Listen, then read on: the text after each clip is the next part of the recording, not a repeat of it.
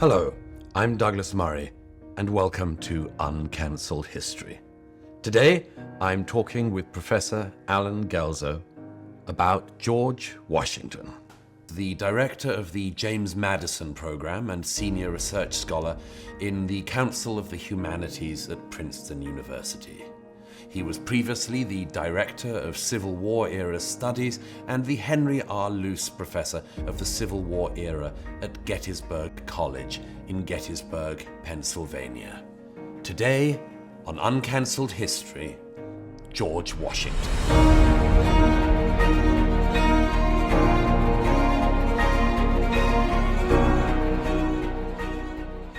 Professor Guelzo, thank you so much for joining me. Douglas, it's a particular pleasure to be here in this studio and being able to talk to your audience and to you about, well, the man whom everyone agrees, more or less, was the father of our country. I wanted to start by putting to you something that was penned in the Washington Post just recently.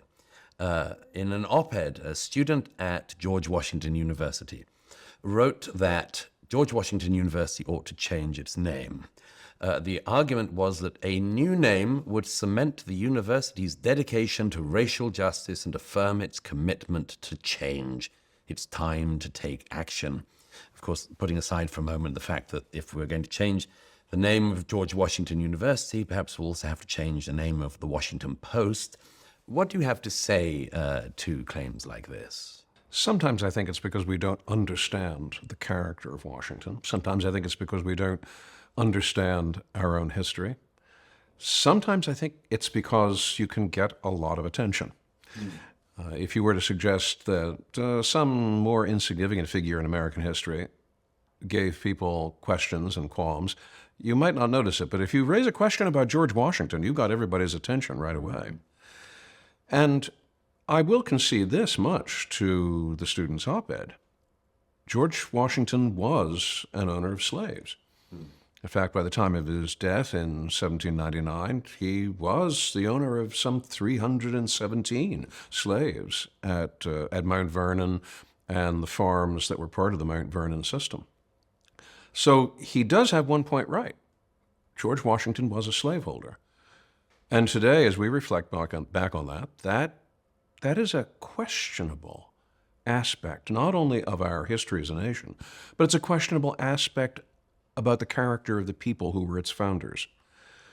And I think it does bear looking into. Now, I'm not inclined to draw the conclusion he draws, that we need to, well, shall we say, X out completely the name of Washington. But I think we do need to conduct a serious inquiry that says, who was this man Washington? What did it mean for him to be a slaveholder? What did it also mean that in spite of being a slaveholder, he becomes renowned as the great champion of American liberty? How do all these pieces fit together? In so doing, we may actually come not to a point of provocation, we may actually come to a point of greater understanding when we look more carefully at this. And I think that my response then would be to this student, let's sit down and reason together. Let's try to understand who George Washington was, because the answers to the questions that are raised by that op-ed are not simplistic and they're not easy, and we shouldn't treat them that way. So let's start at the beginning. Who was George Washington? George Washington was born on the northern neck of Virginia. That's the northernmost peninsula of Virginia, boundaried by the Rappahannock River on the south and the Potomac River on the north. He is the son of a minor landowner and slaveholder too.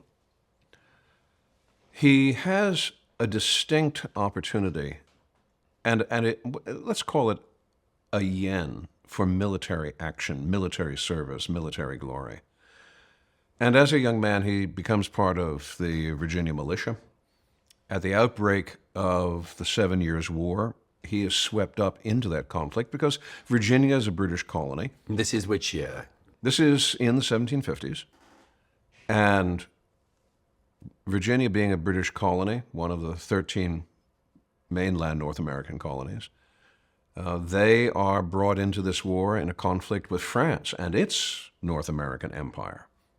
So he is involved first and foremost in fighting this great war, actually in some senses the First World War, against the French.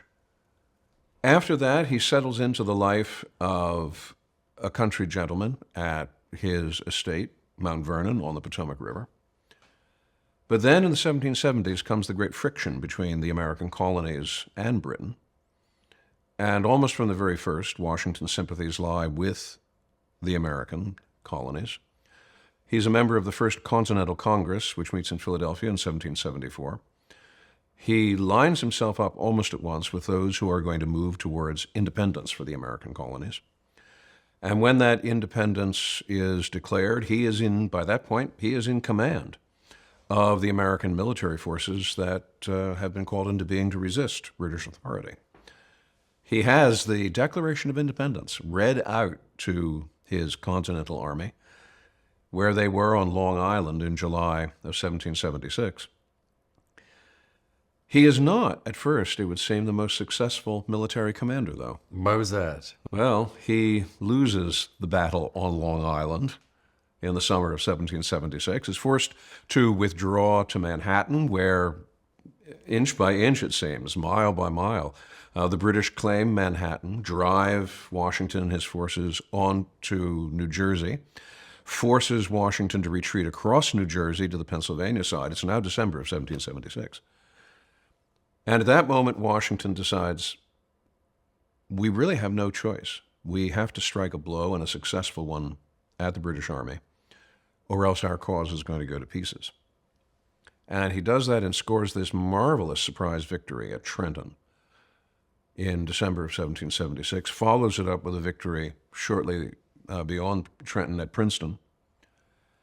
And from then on, Washington really is the man who emerges as the military face of resistance to Great Britain. There's just no question. Washington's the man in charge.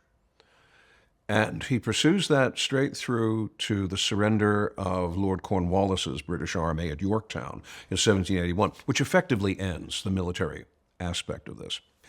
And when American independence is secured by the Treaty of Paris in 1783, Washington resigns his commission in command of the Continental Army. It was a remarkable moment because the Continental Army had been through a great deal in this war with Britain. They had suffered some embarrassing defeats. They'd also suffered some remarkable victories, if you can call it suffering. Mm-hmm. But at the same time, they weren't getting terribly well rewarded by their own Continental Congress. And there was a moment in Newburgh, New York, when the officers of the Army believed that it was time to take action against their own Congress because of its dilatory way of handling matters, especially pay. And Washington gathered his officers together and proposed to read to them a letter that had been sent to him by one of the members of Congress. And he prefaced his comments, unrehearsed, by pulling out his glasses to read this letter, because the handwriting on the letter was if you've ever seen this particular letter, you'd know what trouble Washington was in. The handwriting was very difficult to read of the member of Congress who had written this. Washington begs their indulgence for a moment and says that I must use my spectacles because I have grown not only gray, but blind in the service of my country. And at that point, you could almost hear the air going out of the balloon of his officers' resentments at Congress. It was almost like saying, here, if our commander, if our General Washington, if he has been willing to make these kinds of sacrifices, we should too. And that takes all the energy out of any suggested resistance by these officers, any kind of potential coup d'etat against the Continental Congress. And then he does one better than that and hands in his commission. He could very easily, very, very easily, have taken the viewpoint of his officers and said, Congress has been unjust and unfair to the Continental Army. And it had been. There had been conspiracies against him at points during the war. He could very easily have turned to Cromwell at that point. And he could, like Oliver Cromwell, have taken his army in hand, as Cromwell did in the 1640s in the English Civil War, and marched them on Congress the way Cromwell did his new model army on Parliament, and simply said, I'm paraphrasing Cromwell, "You are no Congress. I say you are no Congress." Make himself king. He very easy, a king, a protector, whatever kind of title people would have felt moved to bestow on him. Instead, he goes to where Congress is meeting in Annapolis, Maryland, and he hands over his commission. He resigns. In fact, he not only hands over his commission, he hands over his commission to the man who was then president of Congress, Thomas Mifflin, who had been one of the most obnoxious thorns in his side. A man who was really the consummate incompetent politician during the Revolution. And yet, Washington is going to demonstrate his subordination to civilian authority in a republic by handing in that commission and going back to Mount Vernon and resuming life as a farmer, as a planter. Now, none of this was ordained. None of this was set in motion. The United States was not yet a country. All sorts of interests from the old world were meddling in the new. How did Washington come to the ideas he did about America? How was he already in a position to talk about my country before it even was a country? Washington had wanted very badly early in life to be part of a British Empire. His brother had been involved with British military expeditions in the Caribbean. And he himself would have coveted nothing so much during the 7 Years' War as a real commission in the British Army. And it never was forthcoming. Britain was, for reasons of its own, not terribly accommodating to its colonial citizens. Someone like Samuel Johnson, for instance, made the comment, "I can love everybody except an American." Yes, yes. He also had very negative views Oh, about Scots, he did indeed. so, yeah. Yes, he did indeed. But Washington never got quite what he wanted that way. Instead, what he got was life as a landowner in Virginia. And that was where he realized that was where he belonged. In a sense, he was agreeing, yeah, it's a good idea they didn't give me a commission because I'm not really British. I'm an American. What did that mean at that time? At first, it meant we are part of 13 virtually self-governing colonies. I mean, understand, the British Empire was not the product of someone's great scheme. No one in London sat down one day and said, wouldn't it be great if we had an empire in America? Let's establish 13 colonies, and oh, by the way, we'll take over Canada from the French at the same time, and also have a bevy of smaller colonies in the West End. No one sat down to draw up a plan. Britain's North American empire almost happened by accident. Yeah, a fit of absence of mind is a generous version, but yes, that by was accident. Yes. Right. This is how it was described. It was a product of what Burke called a benign neglect. Yes. And for that reason, Parliament was only too happy to say, well, if you people would like to go establish colonies in North America, go ahead and do it, but don't let us know about it. Don't send bills to us. We're not paying anything for it. You do the best you can, and if you succeed, lovely. We'll take the credit for it. If you don't, well, we didn't really need you or want you after all. So all of these people who are, how should we say, kind of marginal to British life, Puritans, Quakers, Catholics, you're perfectly free to go to North America and don't let the door hit you on the way over. Surprising thing was that people in those colonies took that quite seriously and said, all right, well, we will carve out lives of our own. We will elect our own legislatures. Each of the colonies had its own legislative body, which technically speaking wasn't even legal. There was only supposed to be one legislature for the British Empire, and that was Parliament. Nevertheless, if Parliament was going to take responsibility for the colonies, it would also have to pay the colonies' bills, and nobody in Parliament wanted to do that. So the legislatures in the colonies took on a life of their own. And when you do that, eventually you begin to function almost as independent entities.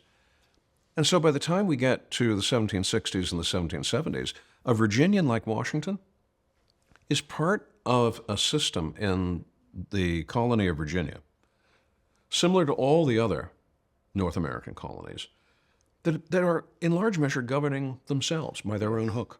And so they've come to think of themselves this way. And when delegates from the colonies come together in Philadelphia for the first time at the First Continental Congress in 1774, one of the Virginians, and Washington's part of this delegation, one of the Virginians, Patrick Henry, stands up and says, I don't want to speak as a Virginian, I want to speak as an American. Was that one of the first times that was That is said? one of the first times that's said.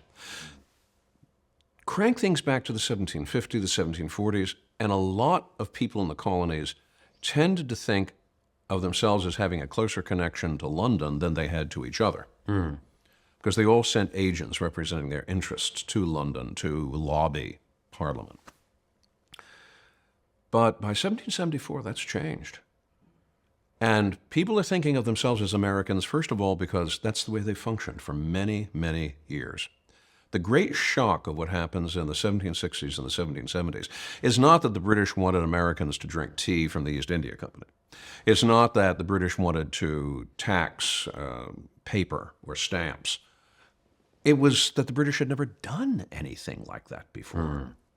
And now all of a sudden, someone at the controls of imperial policy in London decides that they do want to regulate everything that's going on in the colonies. And the colonies respond and say, wait a minute, this has never been the case.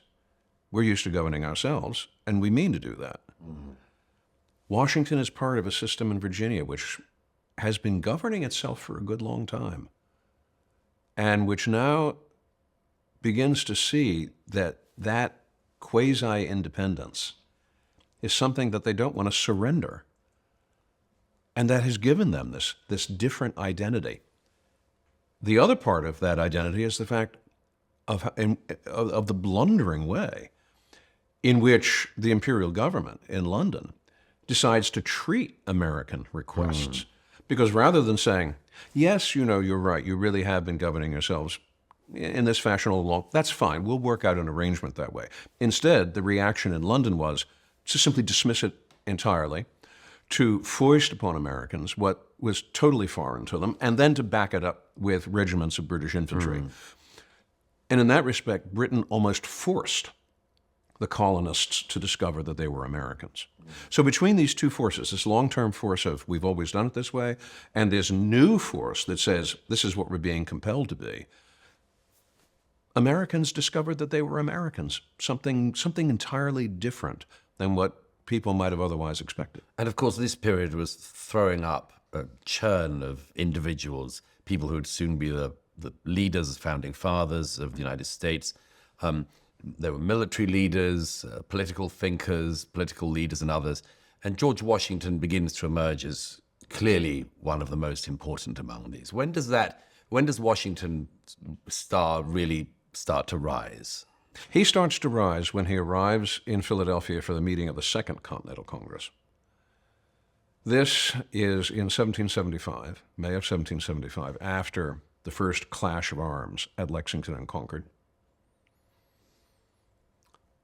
Congress is called into being something that it is calling an army, and it's going to need a commander for it. The presiding officer of the Congress, John Hancock of Massachusetts, immediately imagined that he should be that person, because after all, the fighting had taken place in Massachusetts, and Hancock was the presiding officer of the Congress. Washington shows up at the Congress in his militia colonel's uniform, very quietly saying, I'm in the running for command. But beyond that, very unobtrusive.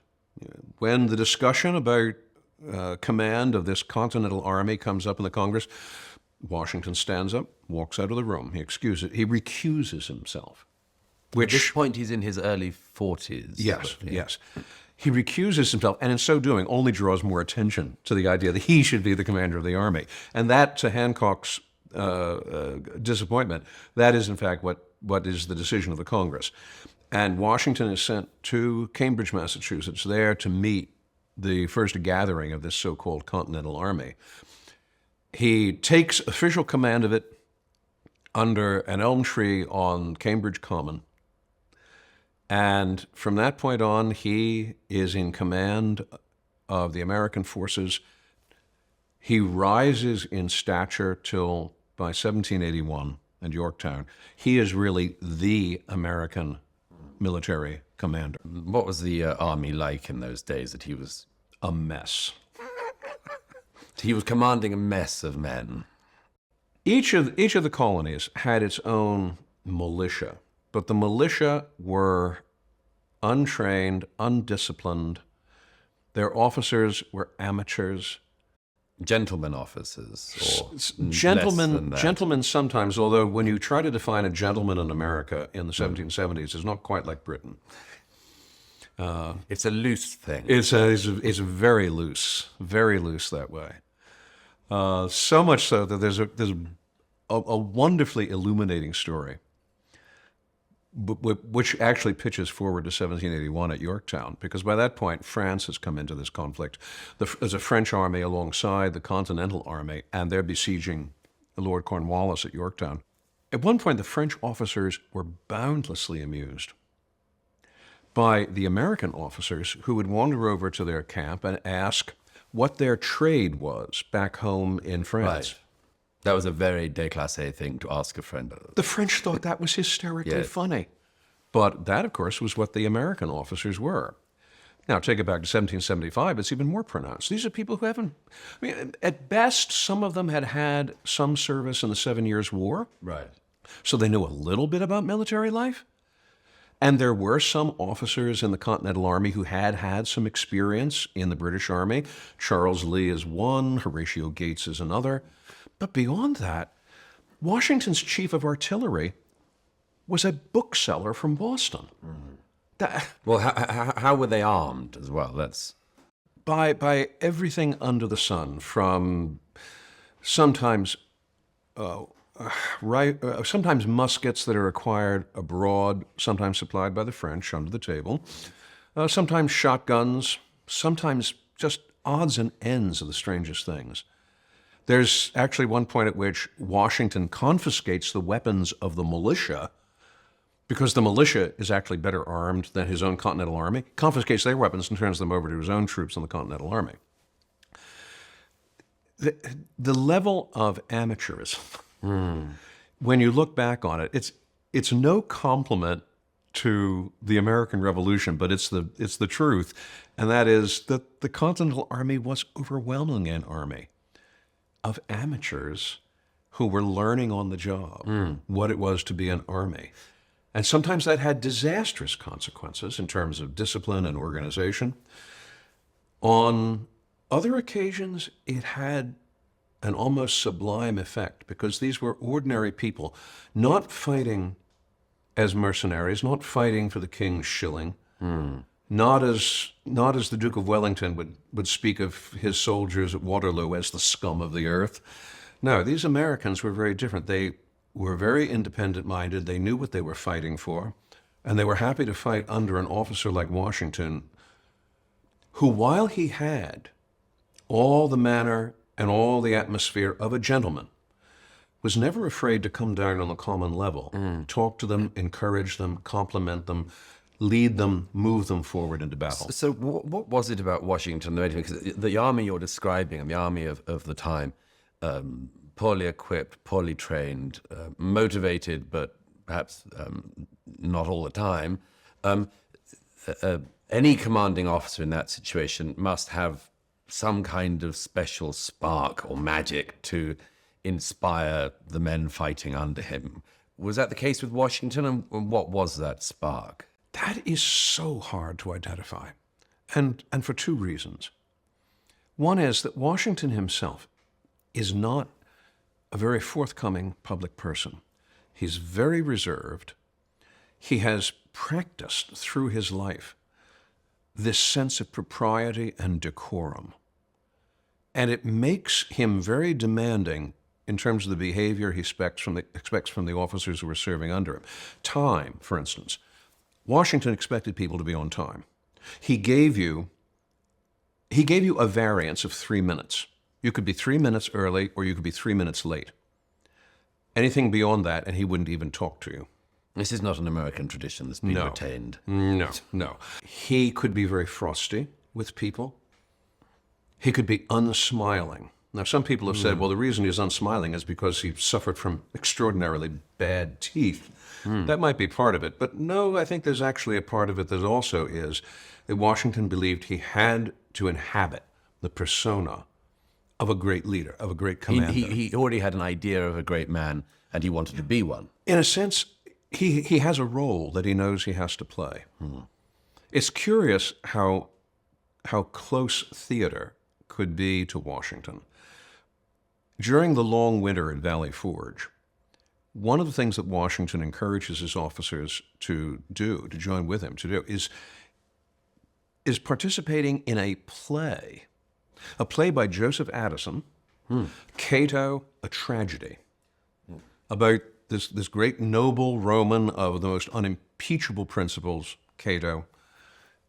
And it was almost as though what Washington wanted to do was to have his officers and himself conform to that image of the unsmiling, unsparing, noble Roman.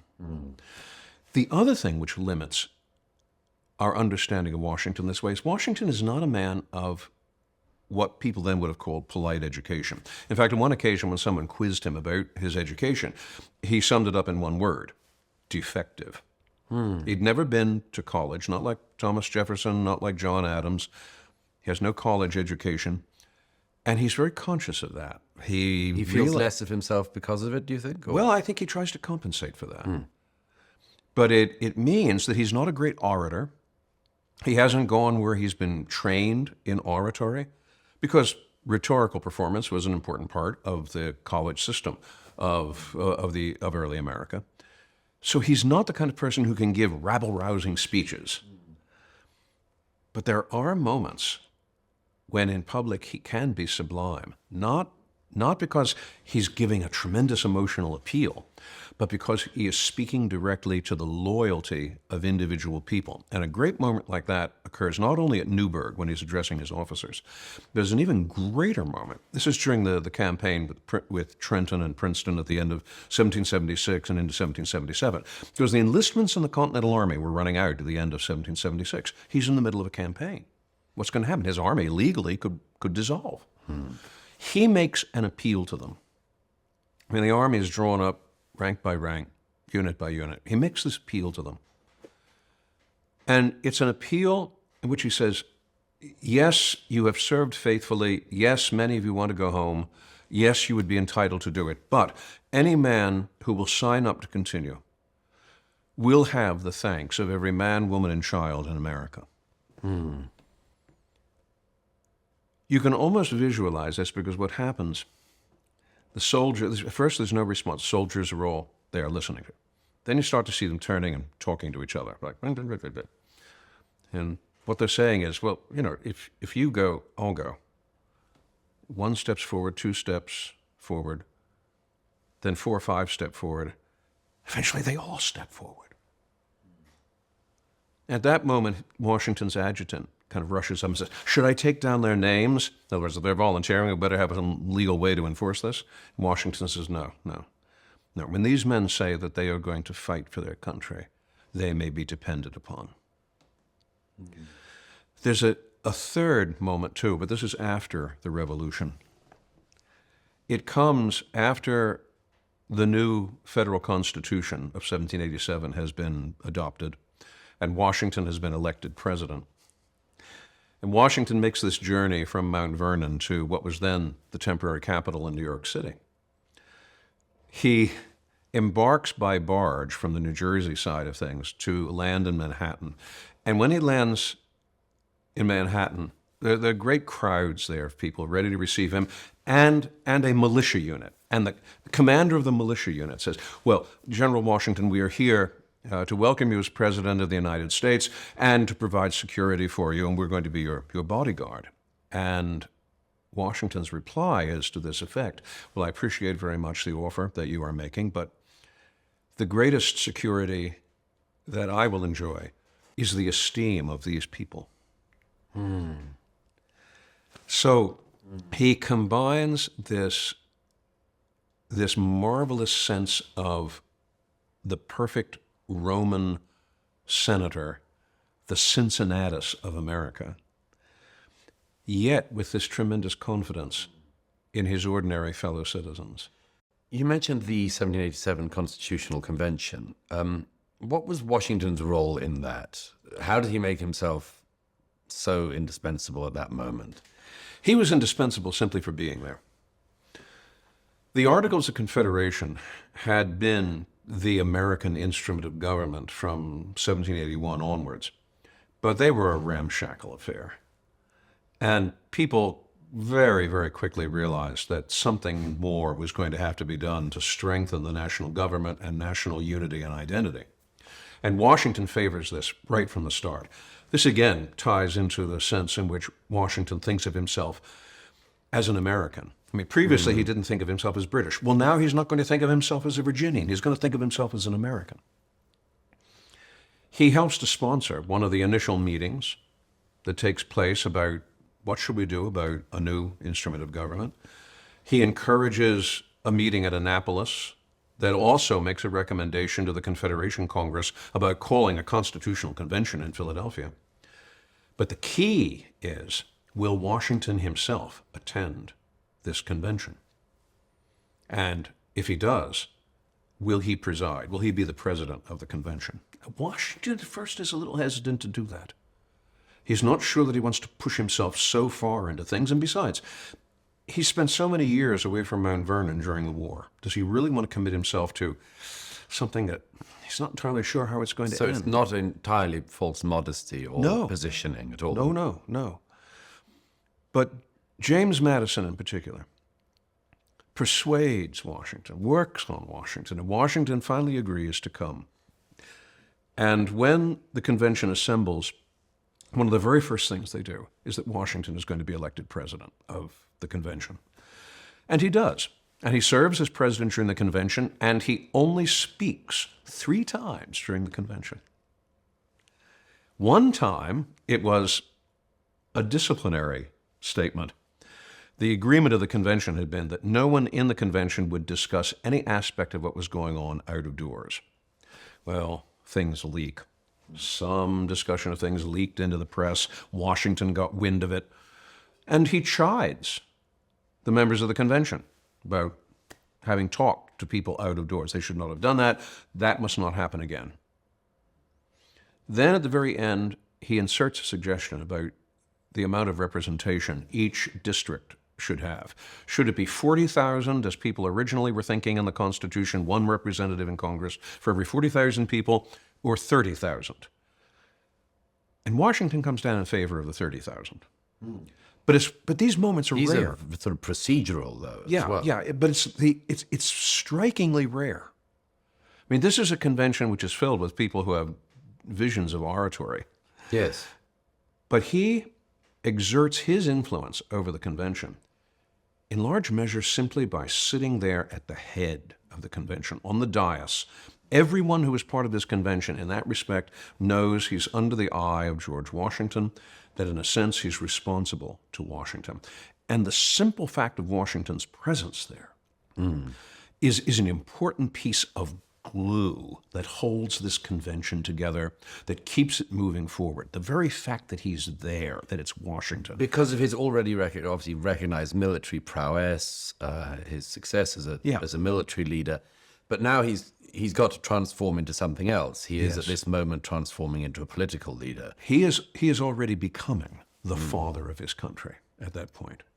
And having Washington as president of the convention was an important plus for the convention, because there was no one in that convention who was going to stand up and quarrel with George Washington. They might quarrel with each other, and they did, but no one was going to direct it at Washington's. Having Washington there was the biggest advantage the convention starts out with. Now, everything that was being discussed at the 1787 convention is, by the standards of the time, extraordinarily radical.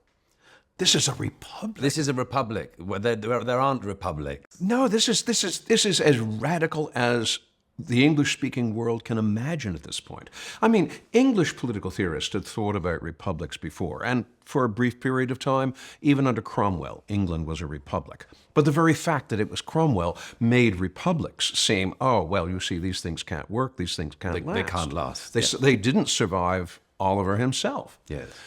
So most of the English theorists who are writing in praise of republics, and you look at people like James Harrington, you look at Algernon Sidney, you look even at John Locke, when they talked about republics, they tended to talk about thought experiments.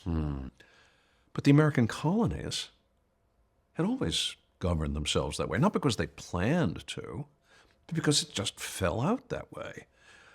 And then, as they read political theory, the political theory they're reading, what do they read? They're reading Montesquieu. They're reading Locke. They're reading Beccaria. They're reading all the people who are talking about the ideal of a republic. And the Americans say, all right, well, maybe we are the people to actually put it into practice. We can do it. We have been doing something like that already all these decades. If we are functionally little republics, let us now take the step that makes us into a real, functioning national republic. And that's what lies behind the Constitutional Convention. And the constitutional government that comes out of that is obviously the words are given by others, but the authority at this point is given by Washington. Is that correct to say? It is Washington who makes its conclusions very difficult to question. Not that people didn't. There was substantial opinion in the United States at that point about whether the product of the Constitutional Convention, this Constitution, is something they all wanted to ratify. Maybe they wanted to have amendments to it. Maybe they wanted to have a second convention. But without Washington, I think it might be safe to say that the Constitution might not have survived that process of ratification. The very fact that Washington himself had been at the helm of the convention was its single greatest endorsement. At this point, was it inevitable that he would become the first president? I don't know if there's a moment during the convention when that seems to be what people were concluding, but by the end of the convention in September of 1787, that was already the received wisdom. It didn't happen automatically because of the opening of the convention, when people want to try to talk about the power of an executive. That is one of the most sensitive topics. Because this had, after all, been a republic called into being in rebellion against a powerful executive, King George III. And many of these people were not too eager to recreate in the office of President of the United States simply another monarch. I mean, one of the delegates from Virginia, Edmund Randolph, had said, well, this idea of an executive, of a powerful central executive, a single person who's going to be the president, this, he said, is the fetus of monarchy. But the fact that Washington, by the time the convention ends, the fact that it's understood that Washington is the person who will be that president, that goes a long way to allaying fear and suspicion, and a long way towards promoting the ratification of a constitution. Do we have a sense of how Washington himself felt at this point? Because an awful lot by now was on his shoulders, not only becoming the first president of the United States, but, I mean, if it hadn't have worked with him, then the United States doesn't work, America doesn't work. Was he aware of this, that he mustn't screw it up? It's difficult to say at this point, because by this point, Washington is very well aware that anything he says or anything he writes is going to be broadcast through the United States. It's going to be a subject for debate. He's extremely cautious in his correspondence. So officially, he will say two things. And it's very hard to distinguish when he's not being official. He says two things. One is, I would prefer to live out my days here as the squire of Mount Vernon. I mean, he pictures himself as being on the declining side of the mountain of life. And he would like the peace and quiet and not being disturbed. He would like to stay at Mount Vernon. Yet, at the same time, he's also very conscious that he is really going to be integral to the success of this experiment with the 1787 Constitution. So while at the same time he's saying, and I don't think it's false modesty either, at the same time he's saying, I really do not want to see myself pushed to the front. That's not the reason I involved myself in the creation of this Constitution. Nevertheless, he is prepared to accept this. And so he does, and he becomes the first president. He serves 2 terms, and what is remarkable about those 2 terms is how it's almost unthinkable that anyone else could have navigated the choppy waters of the first years of this new Constitution apart from George Washington. And George Washington navigating those waters ensures that there can be a second president and a third president and much more. Yes, he sets so many precedents. He sets a precedent, first of all, in something as minor and detailed as how should we address the president? Mm-hmm. I mean, there was a serious question. How do you address the president? Do you address him as your excellency? Do you address him as your highness? Do you address him, as one suggestion was, as the protector of American liberties? And finally, what the conclusion is, and Washington has something to do with it, is simply Mr. President. That suited Washington quite happily. Washington was, at the end of the day, not simply a man on a white horse looking to take opportunity for power. I mean, the sorry truth is that happened in so many other places in this age of revolutions. I mean, in France, Napoleon Bonaparte wants to come to the rescue of the revolution, but what does he do? He turns it really into an empire with himself as emperor. And creates a new monarchy. And creates a new monarchy.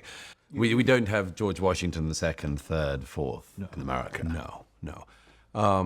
Even in the South American republics, even Simón Bolívar is not immune to the blandishments of power and the concentrations of power.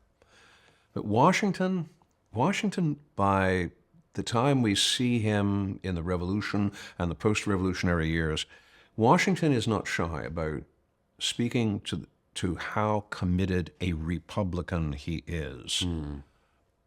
And he doesn't do this in terms of political theory. Again, he's not a man with a college education. There's no trace of him reading political philosophy. His is the instinctive republicanism that he has simply drawn from the American environment. But he is as committed to that as anyone like John Adams, who was a great theorist of politics. Now, it's the nature of history that things are seen in a different light, or the light changes on people and on events, and what seems right in one era seems wrong in another. People who seemed unassailable in one era become highly assailable in another. In our own day, George Washington, and perhaps you could say also the other founding fathers, are highly assailed. I gave an example at the beginning, but the one that's always on my mind is a CNN correspondent who said at Mount Rushmore in the beginning of Independence Day 2020 that Mount Rushmore consisted of a monument of 2 slave owners on land wrestled away from Native Americans. More recently, or just before that, the New York Times gifted the world the 1619 Project, which looks at the founding fathers and indeed the founding of America almost solely through this lens of slavery, of racism. Nicole Hannah-Jones of the 1619 Project has claimed that the whole purpose of the American founding was to institute slavery and to make sure that Americans could continue slaving. First of all, before responding to the specific points, what do you have to say to the new way in which figures like Washington are now being imagined and indeed taught in America? In some respects, it's a typical American response to our own Americanness. We're critical of ourselves. We always have been. We've been that way from the very beginning. So, taking the longest view of it, these critical postures are themselves a remarkably and typically American response. Sometimes these postures are poorly founded. Sometimes they neglect history. Sometimes they're good for rhetoric. I have been very skeptical and publicly critical of the 1619 Project. Perhaps one of the most outspoken academics in the area. Well, if there's an outspokenness meter, I'm happy to submit to a test that way. I haven't tried to go after it single-mindedly, as though it was the only thing worth talking about, but I have been critical of it and not shy about the criticism. And I don't say that out of any personal animus for any of the people who are contributors to the 1619 project. But it struck me very forcibly from the beginning that the project itself had gone disastrously awry in terms of its premises and especially in terms of its historical approach. Because what you got was what you might see as a kind of journalistic version of history, a quick smash and grab kind of history. Drive-by shooting. Drive-by shooting, yes, you might say. And that's the kind of history that I've really spent decades correcting, trying to head off. But Americans need their history, and we argue about our history a great deal. And we do that because Americans don't have an ethnicity. Americans don't have a national religion. They don't have a national language. They don't have something that you can point to from centuries and centuries back. There's no Americanness the way you might say there is a Russianness or a Grecianness or an Italianness or something like that. Americans are organized around a proposition. This is what Lincoln said at Gettysburg. We're founded on a proposition that all men are created equal. How do you found a nation on a proposition? In the 1780s and the 1790s, people in Europe rolled around on the floor laughing at the idea. I mean, how could you have a nation built solely on a commitment to a series of propositions in a document you call the Declaration of Independence or the Constitution? And yet that is what we are. And also a story. And a story that emerges from those documents. And it's a story of how do we put these things into practice? How do we live livable and practical lives by them?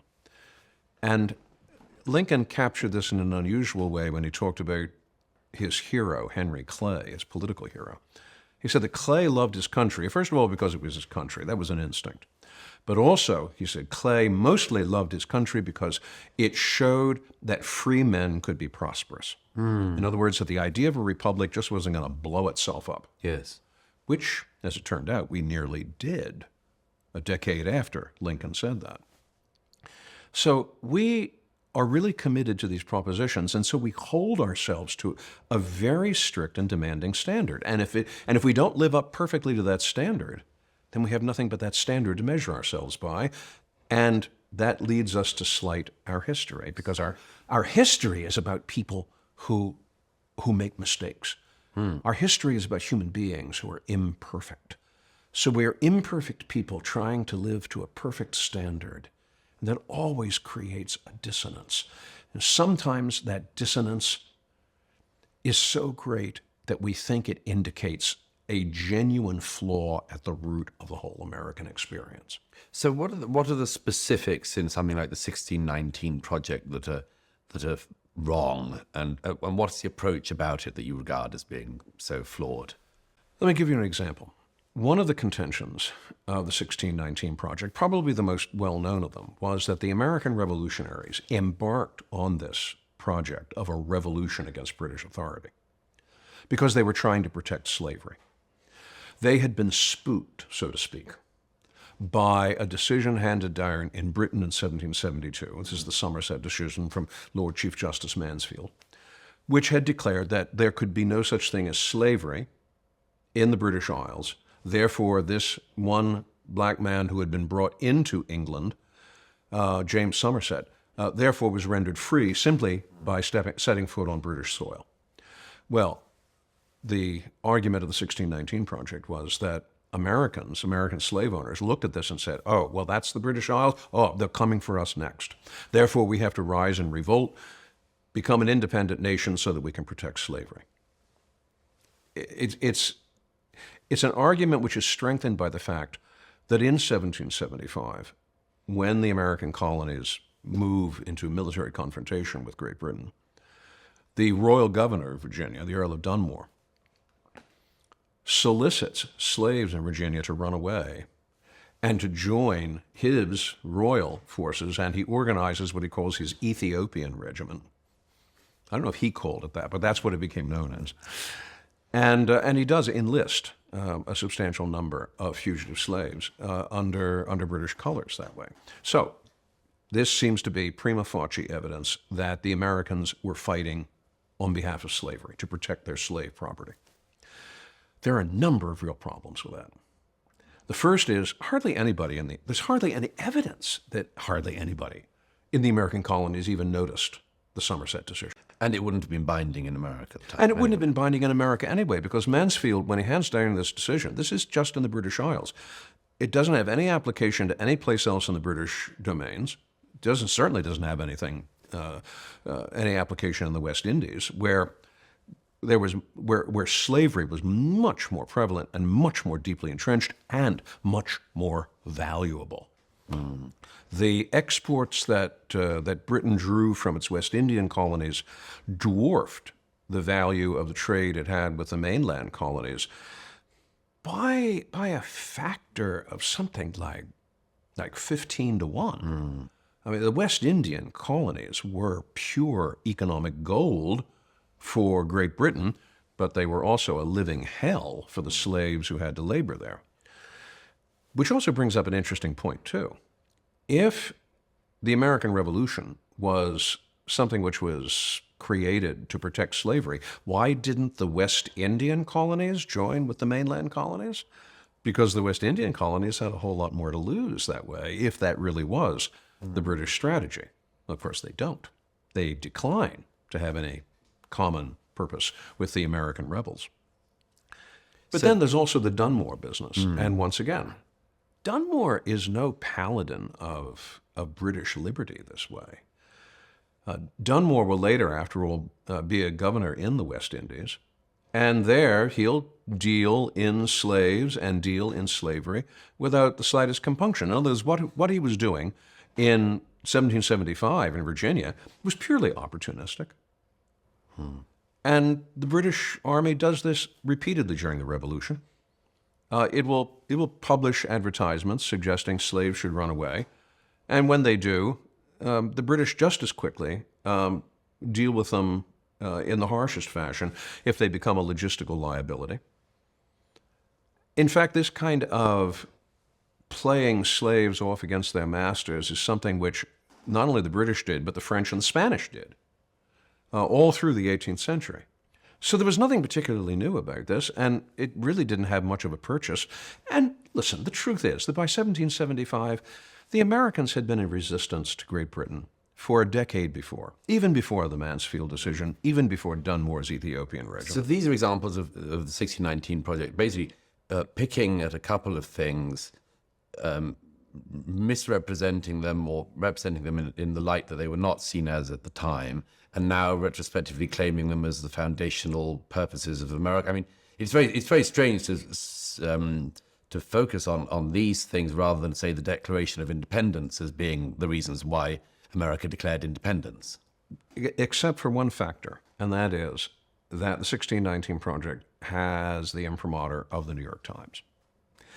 If the 1619 Project had been published as the effort of some minor newspaper, some small-scale organization, it probably would scarcely have cracked public awareness. But the New York Times is a great American institution. I've written for the New York Times. So it's when you have the New York Times as your mouthpiece, people listen. And that has been a major factor in the kind of influence the 1619 Project has had. Many American parents and students and others will have nevertheless been, let's say, pushed into the tributary of thinking that this project, among other things, has encouraged in America.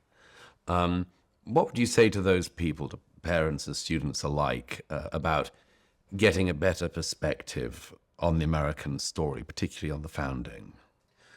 My response to them would be to say, dig deeper, read wider, understand that mathematics is more than 2 + 2 = 5. That takes some time, it takes some investment, but it's a good investment and it's worth the time. Because if as I say, Americans are a people which are created not by race or by ethnicity or by language or by religion, but by their allegiance to a proposition. Then our history is the only thing we have which gives us the stories we tell ourselves about ourselves. Our history is vital to us because we don't have what other nations and other cultures have had. We instead are devoted to that proposition, and it's the history of how we've implemented that proposition which is dearest to us, which gives us something worth sacrificing for, which promises to us, as Lincoln said at Gettysburg, the government of the people, by the people, for the people, shall not perish from the earth. Our history is vital to us. When I see, as I have seen a great deal over the last 20 years, when I have seen history scanted, when I've seen history curriculums drawn back, when I've seen history badly written, badly executed, and in the case of the 1619 Project, done in a misleading fashion, I weep not only because it embarrasses me professionally, but I weep for the fact that it's laying violent hands on what is so important to us as a people. To be able to tell Americans who they are is something we do when we reach back to these stories about Washington, speaking to his army, to his officers, about Lincoln at Gettysburg, about so many other events in so many places. Now, in the midst of all that, yes, there have been plenty of mistakes. We are not perfect. Our past is not perfect. But the present is not the judge of the past, because what is now the present is going to become the past very quickly. And there are moments when I wanted to ask people, as you stand in this kind of judgment over the American past, are you prepared 50 years on from now for someone to stand in judgment over you? There's a great deal of confidence for someone to say, well, I am going to decide that George Washington is wanting because he was a slave owner, and therefore I will condemn him out of category, and I will say his statue should be taken down and his name should be removed from anything in public. All right, first of all, there's a bit of virtuosity in that, because it assumes that there's only one factor in someone's life that counts. That George Washington was only a slave owner. Exactly. Second thing is, are you prepared 50 years from now, 100 years from now, 250 years from or now. 250 years, to be judged for something that today you don't even notice, that you take for granted? Are you prepared for that? Because that's, in fact, what will happen, Yes. modeled on what you have established now. And that tends to make people hesitate a bit, and rightly so. Because when Washington is living and thriving in the 18th century, this is a world which doesn't even notice that there's anything peculiarly odd about slaveholding. I mean, It's the norm. the world in which Washington is born is still very much a world that conceives of things as hierarchies. That you've got a king on the top, you've got nobles beneath that, you've got commoners beneath that, you've got peasants beneath that, and below that, you've got slaves. Everything's a hierarchy, everything's a pyramid, it all works together, and everybody is born into the place that they occupy for their lives. And anyone who tries to disturb that is a threat to public order, and it's to be treated that way. People took that for granted. That means that when we talked about labor in the 18th century, you really talked about a spectrum that included slaves, and that was at the most extreme end of the spectrum, because slavery was something you were born with as a permanent natal disability. But then there was also indentured servitude and convict servitude, and there was no shortage of indentured and convict servitude in the American colonies. Britain was sending convicts to the American colonies right up until 1775, and the horrors of the convict passage were only slightly less than the horrors of the slave passage from Africa. Then you have ordinary laborers, then you have mechanics and artisans. In other words, you have a great mass of people who work with their hands. That's the big distinction in the 18th century. People who work with their hands, people who don't. People who don't are gentlemen, nobility, and so on like that. it's just seen as everyone who worked with their hands is seen as being on this same spectrum. They're just at different points on the spectrum. The 18th century will change that. The 18th century changes it for two reasons. One, the 18th century is the age of enlightenment, when people think differently about nobles and kings and no longer think of the universe as a rigid hierarchy. No, now the universe is all men are created equal. That is a revolution in and of itself. There's a whole different way of understanding the relationships of human beings from time out of mind. These were ideas that Washington's contemporaries, Thomas Jefferson and others, had been gestating in and then brought forth into the world at the time that... This is Washington's milieu. This is an era of transition. When we stop thinking about mechanics and artisans and laborers as being simply in the same category with slaves. No, now you actually begin to have this possibility that someone who works with their hands can improve themselves and move into a different category. And no one is a better example of that than Benjamin Franklin, who starts out as a leather apron printer, but who rises to become a member of the Royal Society. This kind of change in status was unthinkable for centuries before. Now it begins to change. And the other thing that changes along with that is commerce. Yeah. Because one of the great things about the Enlightenment is the nobility it bestows upon commerce. Yes. In earlier ages, to have indulged in trade, in commerce... It was a low thing. Oh, it was a low thing. I mean, you can find whiffs of this even in Jane Austen's novels, where some of her heroes and heroines are saying, oh, well, so-and-so, oh, he's been in trade. Yes. As though you were somehow staining yourself. Now that changes completely. In the hands of 18th century Enlightenment thinkers, commerce becomes something noble. Even Samuel Johnson will say, there's hardly a more innocent way to lead your life than in making money. That would have been unthinkable before. Now, just as these different forms of labor begin to acquire respect and dignity, that's the moment when slavery becomes a problem. And a problem that has to be resolved. Exactly. That's when it becomes an offense. So Washington is living in an age of transition. Transition from the old world of hierarchy to this new world of enlightenment and self-transformation. And he shows that because on one hand, yes, he's a slave owner. At the time of his death, he's the owner of something like 317 slaves at Mount Vernon and its surrounding farms. Yet at the same time, he's also the Washington who says that he would like to move towards emancipation. He would favor emancipation. He's not sure quite how to do it, but emancipation should be the goal.